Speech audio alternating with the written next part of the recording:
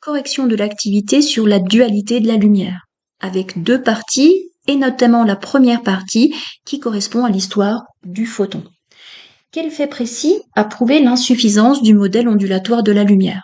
Alors on sait que la lumière est une onde électromagnétique qui se propage avec une célérité c qui vaut notamment 3 × 10 puissance 8 mètres par seconde dans le vide. Une expérience a été réalisée et qui a montré en fait l'insuffisance de ce modèle ondulatoire, c'est-à-dire qu'on ne pouvait pas interpréter cette expérience par ce modèle de la lumière, c'est tout simplement l'effet photoélectrique. Alors que se passe-t-il dans le cas d'un effet photoélectrique? Eh bien, lorsqu'on soumet une plaque électrique à un rayonnement, par exemple un rayonnement UV, on s'est aperçu que ce rayonnement était capable d'arracher des électrons du métal. On observe le même phénomène dans le cas du visible avec par exemple une radiation violette ou une radiation bleue. Par contre, si on utilise cette fois-ci un rayonnement, mais toujours du visible, mais un rayonnement vert, un rayonnement jaune, rouge, donc qui a une valeur de longueur d'onde différente de celle du bleu, eh bien, dans ce cas-là, il n'y a plus d'électrons arrachés. Alors pourquoi est-ce que le modèle ondulatoire ici est insuffisant? Parce que, en fait, quelle que soit la valeur de la longueur d'onde, en se contentant d'un modèle ondulatoire de la lumière, eh bien, on pourrait expliquer le phénomène que la lumière est capable d'arracher des électrons du métal. Ici, eh bien, suivant la longueur d'onde correspondante, ce phénomène n'est plus vrai. Alors pourquoi est-ce qu'avec le modèle ondulatoire ça ne marche plus? Parce que dans le modèle ondulatoire, on parle uniquement de fréquence, de longueur d'onde, mais pas d'énergie. Et là, le modèle corpusculaire de la lumière va permettre d'avoir un lien entre la fréquence et l'énergie. En clair, si le rayonnement a suffisamment d'énergie pour pouvoir arracher des électrons à une plaque de métal, il le fera. S'il n'a pas suffisamment d'énergie, il ne le fera pas. Avec le modèle ondulatoire, comme il n'y a pas de notion d'énergie, on ne peut pas expliquer l'effet photoélectrique. Donc l'énergie qui est associée au modèle corpusculaire, eh bien, est définie par E égale h nu. H étant la constante de Planck et nu la fréquence du rayonnement. Dans le système international, l'énergie s'exprime en joules. La fréquence, elle s'exprime en hertz, qui correspondent à des secondes moins 1. La constante de Planck aura donc pour une unité joule seconde. Pour qu'un rayonnement puisse arracher des électrons à un métal, il faut donc qu'il y ait échange d'énergie entre un électron et un photon, le photon étant le modèle corpusculaire de la matière, chaque photon ayant une énergie grand E définie précédemment. Alors dans le cas d'un rayon gamma, on sait que la fréquence est définie par le rapport C sur la longueur d'onde lambda. Donc la valeur de la longueur d'onde est donnée, on peut calculer la fréquence correspondante. On peut faire la même chose avec cette fois-ci une onde radio. Alors dans ce cas, on nous donne la fréquence, mais on doit calculer plus précisément la longueur d'onde correspondante. Donc on sait que lambda c'est égal à C sur nu, et ça donne une longueur d'onde de 0,54 mètres. Alors ce qui va nous intéresser surtout, c'est les énergies de chaque onde. Alors dans le cas du rayon gamma, comme on a la fréquence directement, on a la possibilité de calculer l'énergie par le produit E égale h nu dans le système international, et on trouve une valeur de 1,7 × 10 puissance moins 13 joules. Pour l'onde radio, on fait le même calcul, on a la fréquence également, et donc on trouve une valeur d'énergie en joules de 3,7 × 10 puissance moins 25 joules. Donc, si on compare ces deux énergies, on voit que l'onde radio a une énergie beaucoup plus faible que le rayonnement gamma. Cela implique donc que si l'énergie du rayonnement gamma est très supérieure à l'énergie de l'onde radio, le rayonnement gamma est bien plus pénétrant et donc beaucoup plus nocif que des ondes radio. Alors maintenant, si on fait le lien avec l'effet photoélectrique, on s'intéresse ici à une plaque de zinc pour laquelle, eh bien, si on veut arracher des électrons à cette plaque de zinc, il faut fournir une énergie grand E qui est donnée. Il faut montrer qu'avec un faisceau vert, on ne peut pas arracher les électrons du zinc. Donc, pour un rayonnement vert, on a la longueur d'onde correspondante. On peut calculer l'énergie qui va être fournie par le rayonnement visible correspondant à la longueur d'onde du vert.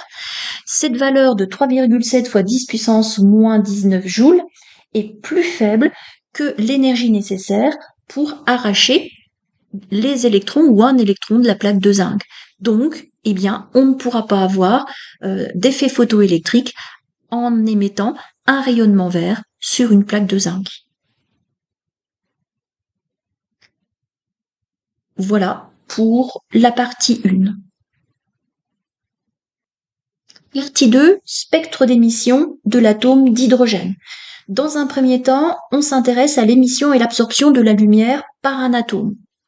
Alors, dans le document 2 de cette partie, et dans le document 1, alors on nous donne déjà un spectre d'émission de l'atome d'hydrogène, et on nous donne également un diagramme d'énergie. Donc, quelle est la valeur de l'énergie en électronvolts et en joules de l'atome d'hydrogène dans son état fondamental? Alors, l'état fondamental, c'est le niveau d'énergie le plus bas. Donc, il suffit par rapport au diagramme d'énergie de lire la valeur de l'énergie correspondante, qui est ici donc de moins 13,6 électronvolts. Si on veut l'énergie en joules, eh bien, la conversion à faire, c'est à multiplier par la correspondance d'un électronvolt en joules, qui est de 1,6 10 puissance moins 19. Quand on fait l'application numérique, l'énergie de l'état fondamental en joules est de moins 2,18 fois 10 puissance moins 18 joules. Alors, ce sont des valeurs très petites en joules. C'est pour ça qu'en général, quand on représente un diagramme énergétique, on va pas travailler dans le système international, mais on utilise plutôt l'électronvolt. On s'intéresse maintenant à la transition A, qui est donnée dans le document, c'est-à-dire lorsqu'on passe de l'énergie E2 à l'énergie E1. Eh bien, on passe d'un état excité vers un état fondamental, donc forcément, l'atome va libérer de l'énergie. Le photon associé à cette transition va donc être émis par l'atome d'hydrogène, il ne va pas être absorbé. On se base maintenant sur l'animation proposée et il faut exciter l'atome d'hydrogène en déplaçant l'électron du niveau fondamental au premier niveau excité. Donc, vraisemblablement, il y a de fortes chances qu'on va se placer sur l'arrêt qui est donné en dessous, donc L alpha, et on va voir ce que ça donne. Voilà, donc on envoie un rayonnement, et ce rayonnement va permettre à l'atome de passer au niveau E2.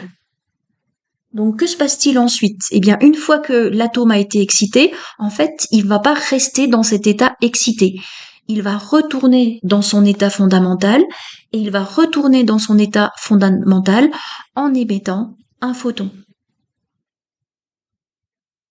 Plus précisément, le photon émis a une énergie de 10,20 électronvolts, qui correspond donc bien à la désexcitation. L'atome va retrouver son état fondamental.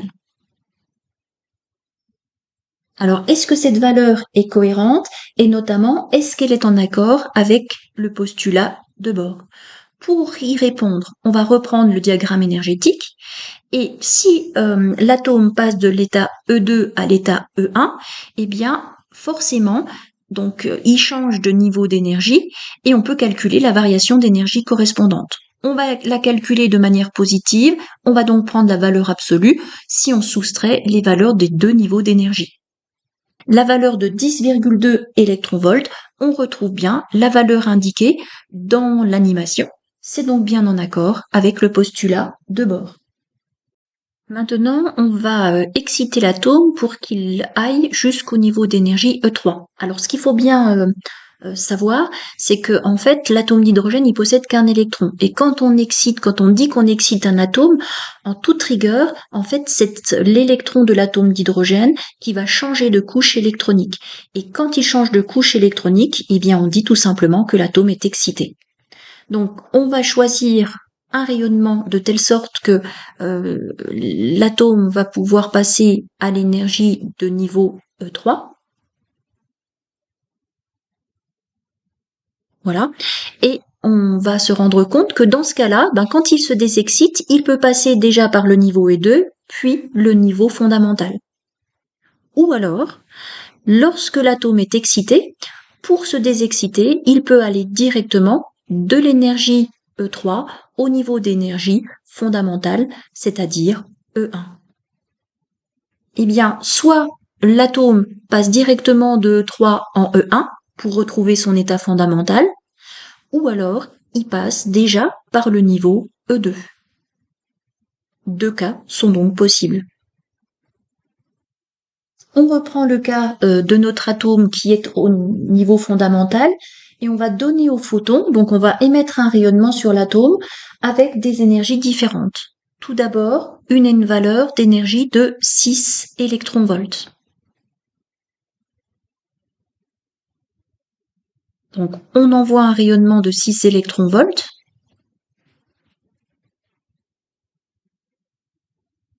Voilà, et on se rend compte qu'il ne se passe rien. En fait, ce rayonnement n'a pas été absorbé par l'atome. On recommence avec une énergie de 10 électronvolts. Il ne se passe rien non plus. Et si maintenant on donne une valeur de 12,09 électronvolts ou 12,1 électronvolts, eh bien là, on retrouve le cas où l'atome va pouvoir être excité et ensuite il se désexcite en émettant un rayonnement correspondant. Alors comment expliquer ce résultat?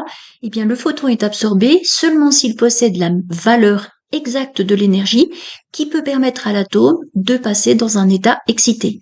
En clair, si on lui donne un photon avec une énergie un peu plus grande ou un peu plus petite, l'atome ne prendra pas. Donc comme les niveaux d'énergie ont une valeur bien précise, qu'on a vu dans les diagrammes énergétiques, on dit que l'énergie est quantifiée. Alors, on peut calculer maintenant l'énergie d'un photon associé à la radiation de longueur d'onde 410 nanomètres. Donc, en joules, puis en électronvolts. Donc, on sait que, par définition, E égale H nu, ou encore nu est égal à C sur lambda. On peut encore écrire directement que E est égal à HC sur lambda. Attention à bien travailler dans le système international. La longueur d'onde doit être convertie en mètres. On fait le calcul, on trouve toujours une énergie qui s'exprime en joules. On peut la convertir ensuite en électronvolts en divisant par 1,6 fois 10 puissance moins 19. La valeur trouvée est de 3,03 électronvolts. Donc, 3,03 électronvolts, ça correspond à quoi? Eh bien, si on prend le diagramme énergétique et qu'on regarde la transition entre le niveau d'énergie E6 à E2, on retrouve bien cette valeur-là. Donc c'est la longueur d'onde qui correspond à 410 nanomètres. C'est celle qui est présente sur le spectre de raies de l'atome d'hydrogène. Donc il y a d'autres raies sur le spectre, ça correspondra donc à d'autres transitions qu'on peut calculer.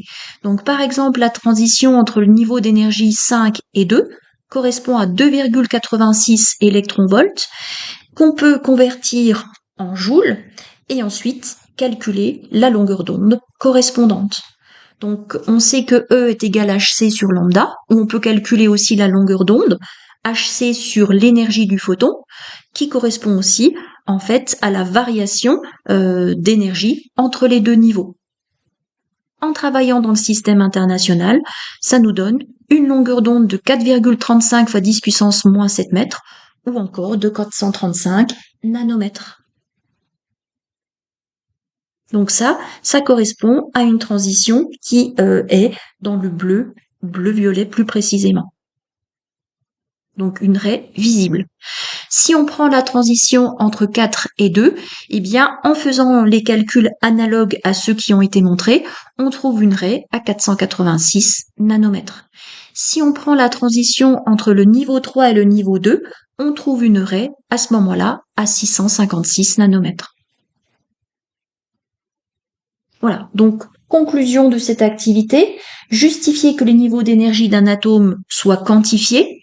Eh bien, l'énergie d'un atome ne varie pas de manière continue à cause des niveaux d'énergie qui sont présents dans le diagramme, et il ne peut donc prendre que certaines valeurs précises.